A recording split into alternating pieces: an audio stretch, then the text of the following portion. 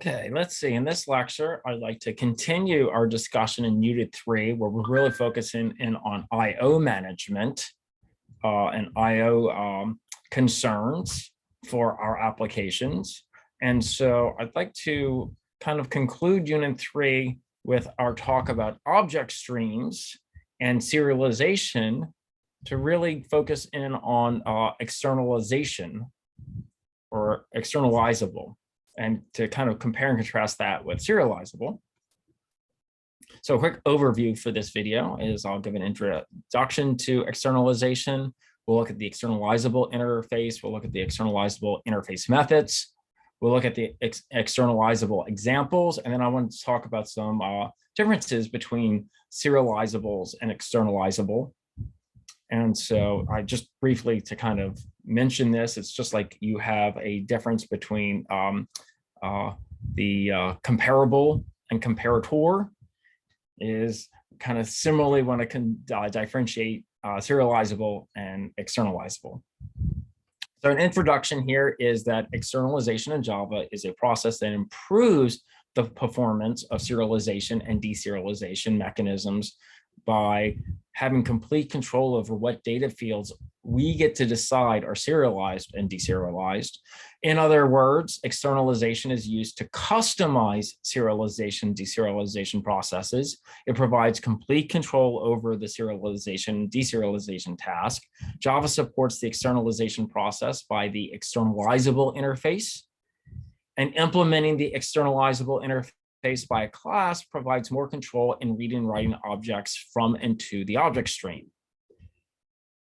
So the main advantage of externalization over the serialization process is that everything is taken care of by the programmer. The JVM has no control over it, and the complete serialization control goes into the application. So based on our requirements, we can serialize either the whole data field or a piece of the data field using the externalizable interface, which can help to improve the performance of our application.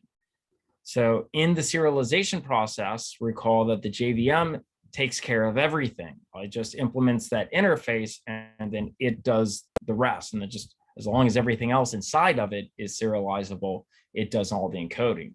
But so that is the JVM takes care of the details of reading and writing serializable objects from and to a stream. So the programmer has no control over them with serializable, so we cannot store a piece of data that may create performance problems. So if we do want to control that, that's where externalizable will really come in key. And so to overcome that problem, that's why actually externalization, that mechanism was introduced in Java. So a quick look at the externalizable interface that extends serializable interface, right? It's a special case, it's a sub case of serializable. The general syntax to declare an externalizable interface in Java is as follows. Public interface externalizable extends the serializable interface.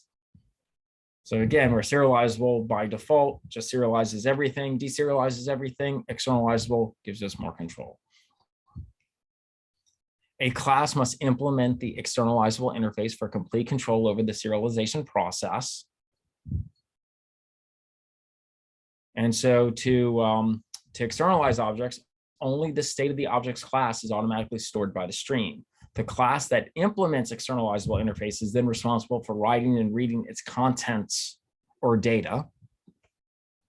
So the complete syntax of the externalizable interface that extends serializable interface is as follows. Public interface externalizable extends serializable, right? This is our interface, this is our definition. And then we have two methods that have to be defined for any concrete class of externalizable: a write external, where that passes in an object, and a read external that passes in an object. So the write external will be our outputting object and our read external will be our incoming object. So a write external method must be implemented to store the state of objects in a class that implements the externalizable interface, and the read external method must be implemented to read data written by the write external method from the object stream and restore those state of the objects. So externalizable interface is not a marker interface like serializable is. A marker interface, as you might recall, is just an interface that has no abstract methods. Externalizable, as we just saw previously, has two methods. And so that first method is read external. As we said earlier, it restores the calling object's contents by calling various methods on the specified object input, the object being passed in here. So in other simple words, we call read external method when we want to read an object's fields from the object stream. We want to write logic to read those objects fields inside of the read external method. So the general syntax to declare read external, the read external method with the specified object input stream is as follows. We would have a read external, you pass in your object, and then all of our logic on how we parse that object, what fields we parse from that object that have been effectively saved, would go in here.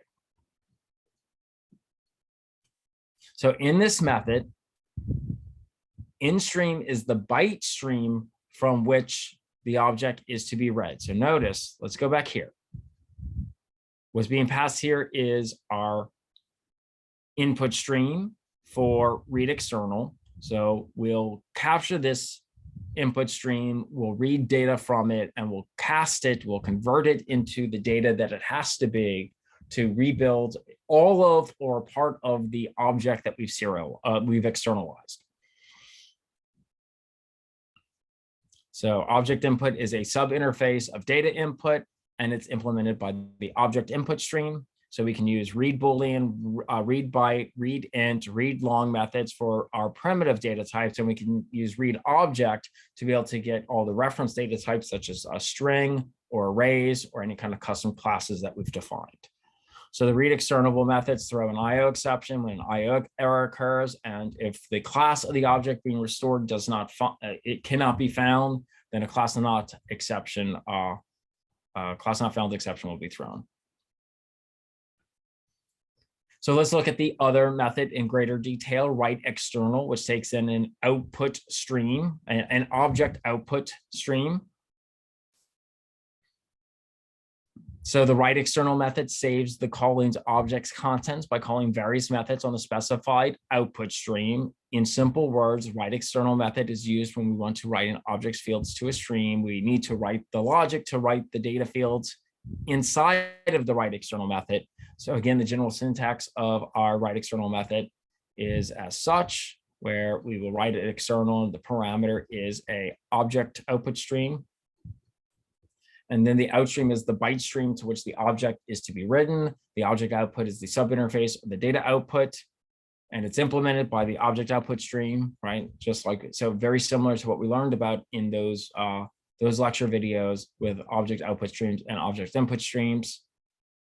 And since this all extends off of a subinterface of data output, we have access to all the primitive data types. So we can write Boolean, we can write bytes, we can write ints, we can write longs. And since it's an output stream as well, right, we can also write objects, which means all the reference types like strings, arrays, and any of our custom defined classes. And again, this could potentially throw an IO exception. Okay, so let's take a look at some sample code. Let's take a simple sample program where we will understand step by step how to serialize and deserialize externalizable object fields. So here we have a basic example. And I will jump into IntelliJ to cover this. This is going to be, but before I do that, I will just walk through the slides for a moment, and then we'll look at IntelliJ just to cover everything. The first thing we're going to do here is notice this isn't just a class that has a main method, right? We're looking in this instance to actually externalize user-defined classes inside of our main method. So let me just quickly walk through our user class that we're going to use. So here, I'm going to create a class called users. Now, again, the idea is to show you how we can implement users in a way that we can we can effectively serialize or deserialize using externalizable. So we're going to import the externalizable interface We're going to import the IO exception because we could potentially throw an IO exception. We're going to import both the object input stream and the object output stream. And so I'm going to define my class. So my class definition is going to have user, and that's going to implement externalizable. So if we want to be able to externalize our code, if we want externalization, if we want to be able to serialize using externalizable, we have to implement off of that. And we have to implement those two methods, write external and read external, that are defined in externalizable. So inside of user, our user will be defined as a name with a string as its property, as its data type, and an age, which is an int, as its data type. And then we're going to override the two abstract methods that are in externalizable. So we have to do write external. And so for write external, what we want to do is in our output stream, we will write an object, because a string is a reference type. So we will use write object on the output stream, and we will write name. And then we're going to write the value of our age. So we, inside of our output stream, we will then write the int and pass our value for age in there. So notice the way we intend to serialize the state of our user is we will manually specify we want to write the name, and then we're going to write the age. So then after I've defined what fields we're going to write to the output stream inside of write external, we then have to define how we can then take an input stream where we're reading back the contents of the serialized data, and we will be able to then set those into this instance of user. So on read external, when we're passing input stream that's reading back something that was written using write external, we have to read it back in the order that we wrote them in.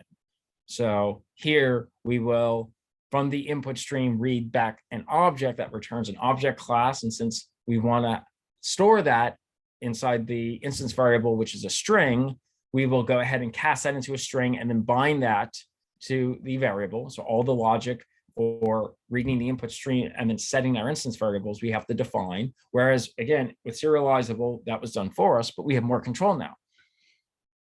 And then I'm going to take my input stream and I'm going to read the int value and set age with that. So that is our user class that now has implemented externalizable.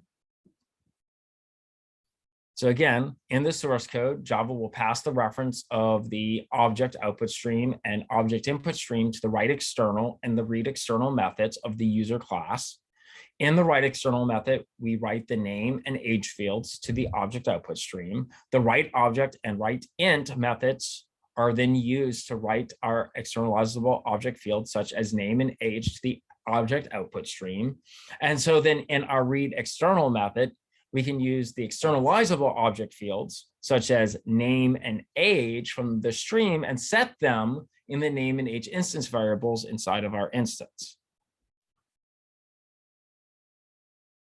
So now that we've seen how we can actually create this user, right? Now that we've created a user class, let's actually start creating some classes, such as Serialize User, where we will serialize some total object fields of the user class that implements the externalizable interface. So here, now that we've defined user, let's actually use user inside of a class that has a main method. So again, I'll just step to the logic here on the slide, then we'll jump into IntelliJ after kind of walking through this. So I'm going to import my file so that I can build a file instance that's attached to a file in our file system. I will go ahead and import the file output stream. And I'm going to go ahead and import the object output stream, and recall that the object output stream is a filtered output stream. So it needs a underlining stream to wrap around. So we'll use the file output stream as our basic stream that we could attach to a file. And then we will attach the object output stream to our file output stream so that we can parse that file, so we could read in that file as a collection of in-memory Java objects. Okay, so we have our class Serialize User, which will have a main method so that we can play around with this. The first thing we're going to do is we're going to just create a new user and store that in a local variable. And so user just has this default constructor, and I have, just for brevity's sake, when we created user, I didn't set the properties, right, the fields here, to be private.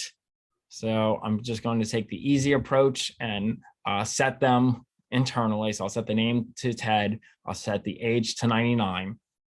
Then what I'm going to do is I'm going to create a file object using the file class, right? So I'm going to instantiate a file, and I'm going to pass in the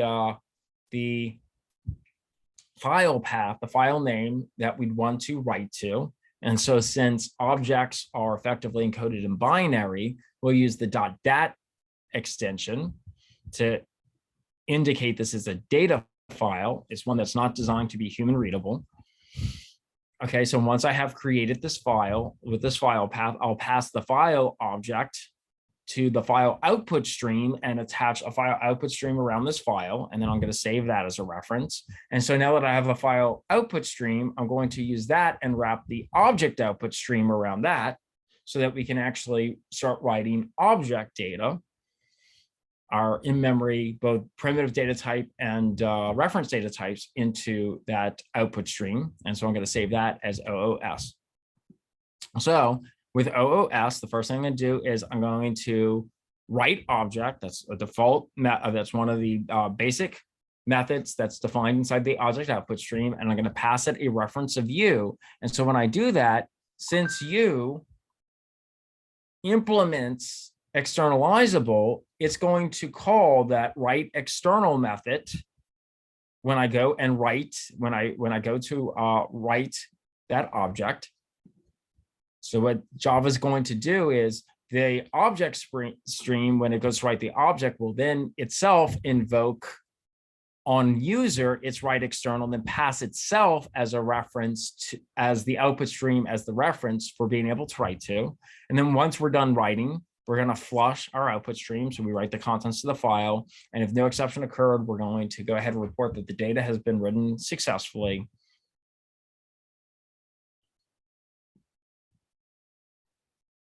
Okay, so let's actually test this out.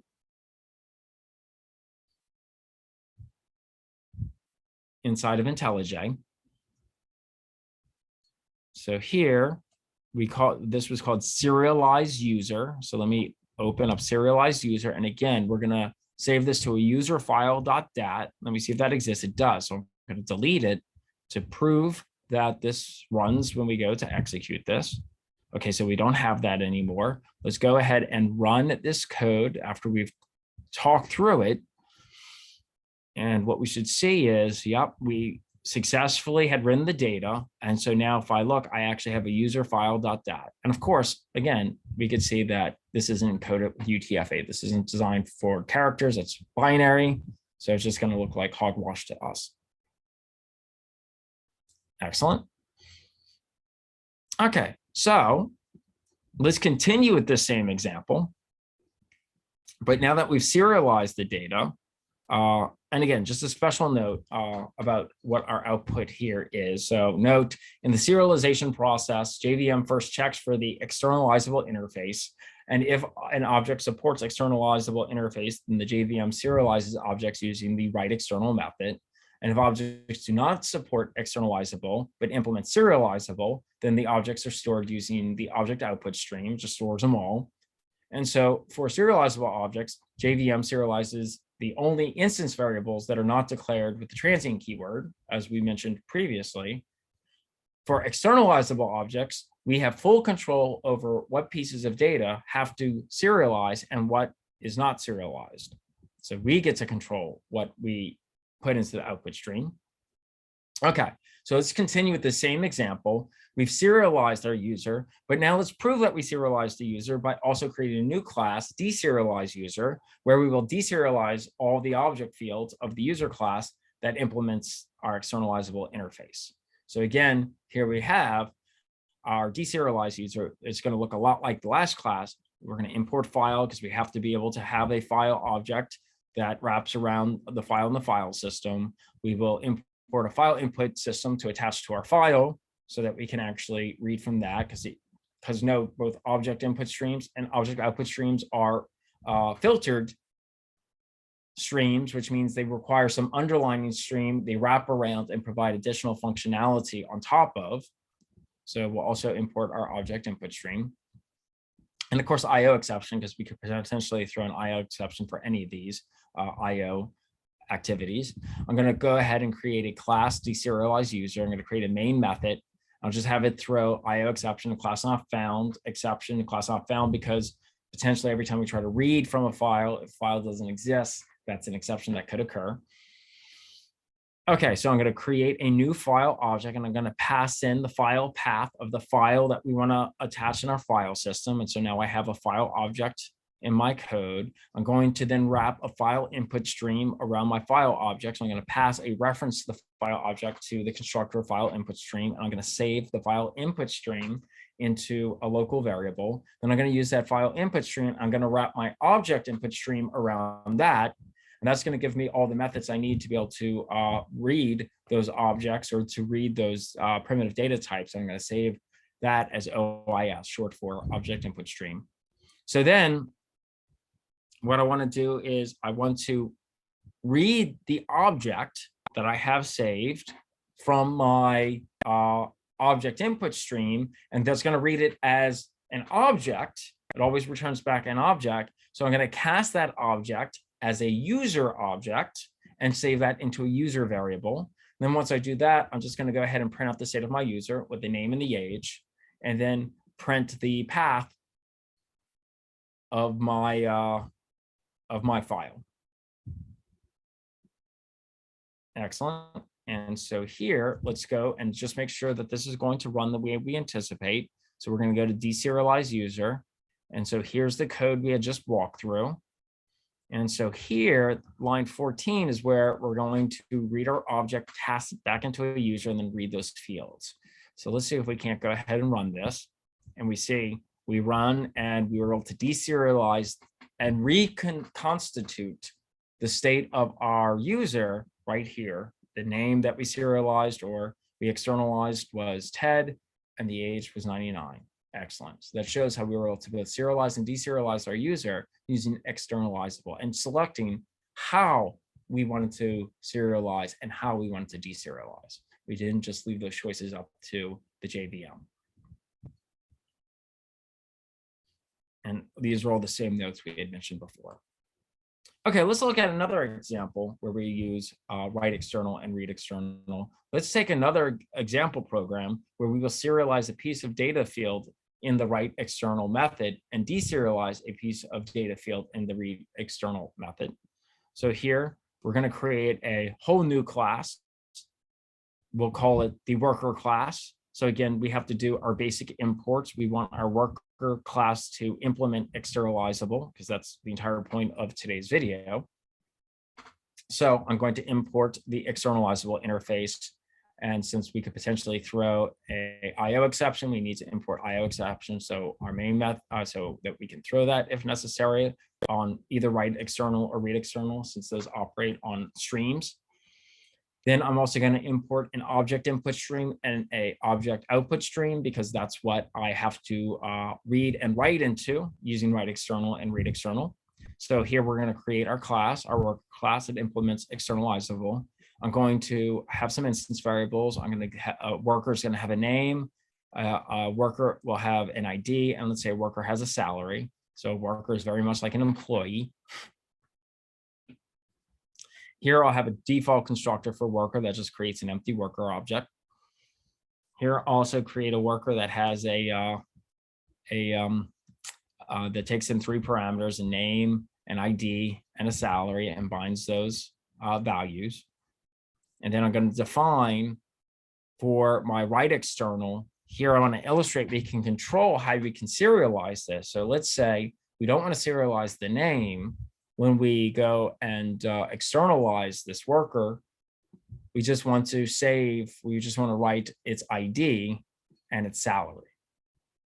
So here we can control that, right? Since we have access to the output stream, we're like, okay, we're going to write an int, which is the ID. We're going to write a double, which is the salary. And then when we define our read external, we have to read back in the data in the same order that we wrote it in. Because again, that's the order that everything is going to be inserted into these streams, in both the write stream and the read stream. So we'll read the first item. That's going to be the integer that represents the ID. So we'll bind that ID to our instance variable. And then we're going to read in that double value that's going to represent the salary. Excellent. So now that we defined the worker, why don't we create a Java file that will go ahead and use it to serialize the data of a worker. So I'll read the source code here on the slide, and then we'll jump in IntelliJ and actually run it and see it in practice. So here I'm going to create a file, or I'm going to import my file. I'm going to import a file output stream, and then also an object output stream. And of course, I'm going to import the IO exception, because any IO methods can potentially throw that. So I need to handle that. Going to create a serialized worker class, which is going to have the main method, and we're just going to throw this IO exception so we don't have to do any try-catch blocks. Here, I'm going to generate a new worker, and I'm going to pass in the parameters John, the ID number 124353, and the salary. That salary is $200,000.65. And then I'll just save that into a variable called imp, short for employee. And then what I'm going to do is I'm going to create a new file instance. I'm going to pass it the file path that's going to represent the location in the file system that we'd want to write this file to. And again, since this is designed to be encoded in binary, I'm going to use an extension that implies that this is a data file. So I'm going to use .dat so that other users know this isn't a text file, this isn't a character file. And then I'm going to save a reference to that file into a variable. Then I'm going to construct a new instance of file output stream, and I'm going to wrap my file output stream around my file instance. And so I'm going to then save that to a variable. And then finally, I want to go ahead and open up my object output stream. I'm going to invoke that constructor. I'm going to pass and wrap around the object output stream. I'm going to wrap that around the file output stream. That's going to give me all the methods I need to actually write objects to. So then I'm going to take my employee and I'm going to manually invoke write external. To illustrate, I can go ahead and call that externally, and I'm going to pass it a reference of the object output stream.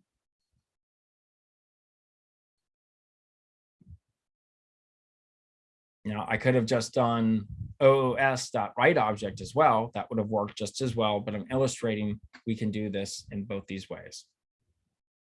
And then we'll print to the command line, an employee is externalized in the writer file.dat file.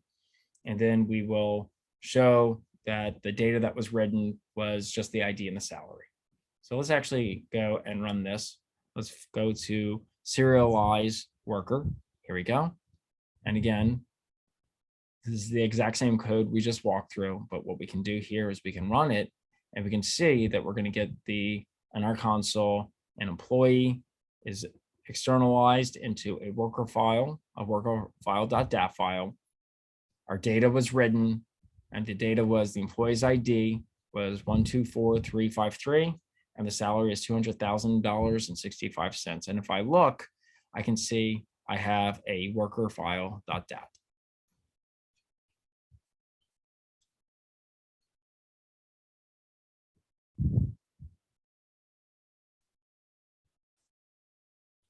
Okay, so the next thing we want to do is we want to build another class, a separate class that will deserialize the worker we just serialized to prove that we can control what fields inside of worker we both serialize and deserialize.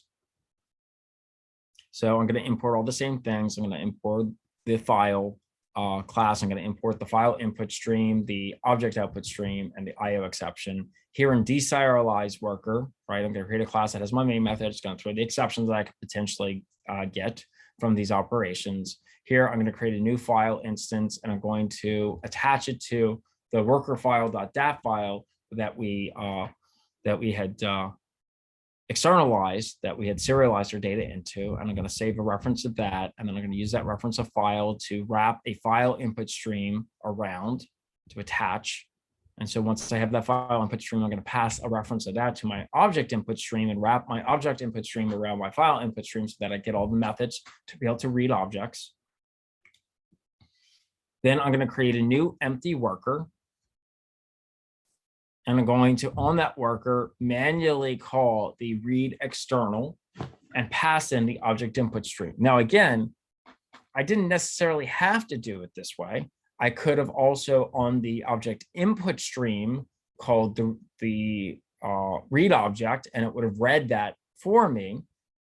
It would have implicitly invoked this line, employee.readExternal OIS, like what we saw in example 1. But in example 2, I just want to show we can also manually call these methods on top of our class and pass it our object streams.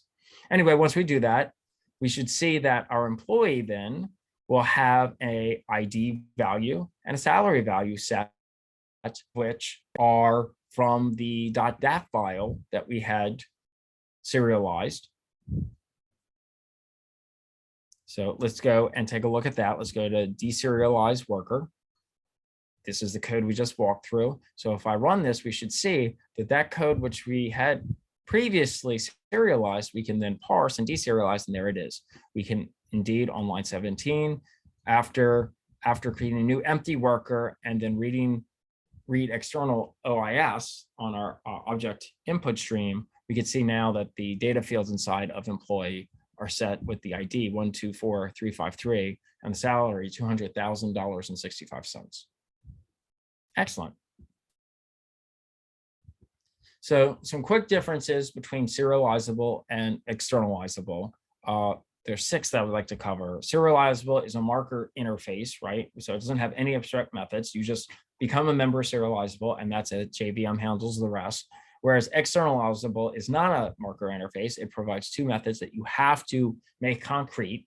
So a write external and a read external method. So in the case of serializable, the default serialization process is used, while in the case of externalization, custom serialization process is used that is implemented by the application that we author. Okay, number 3 in these differences, in the serialization process, everything is taken care of by the JVM and the programmer doesn't have any control, while in the case of externalization, everything is taken care of by the programmer and the JVM doesn't have any control. So we're taking on that responsibility, but it gives us a lot more flexibility, a lot more control. So number 4, externalizable interface is generally used when we want to store the output data in a custom format that is different from the Java default serialization format. So we can define using externalizable using formats of our own making, such as CSV files or for databases or for XML or anything like that. In the externalization process, read external, write external methods are used to perform the serialization, right? And usually they're implicitly called, like we saw in example 1, but we could also build an application that we explicitly call them if we wanted to for any reason. And finally, externalizable interface can improve the performance of serialization process if it's used correctly. There are things that could be internal to some of your classes that are so large or so nestedly complex that you want to avoid serializing them. And so in those instances where you can omit those kinds of internal fields, you could always make them transient, right? So serializable, you control things with the keyword transient, or you can just define externalizable. So it's not that you don't have control in serializable, you do, you can always define something that's transient. But on the flip side of that, externalizable just allows us to author all of the logic that goes into serialize and deserialize, which even affects how we write it to the object stream, as you've seen. Excellent. And that's really everything that I want to cover with externalizable. And so that will cover everything we have to say really about Unit 3 as well. So thank you.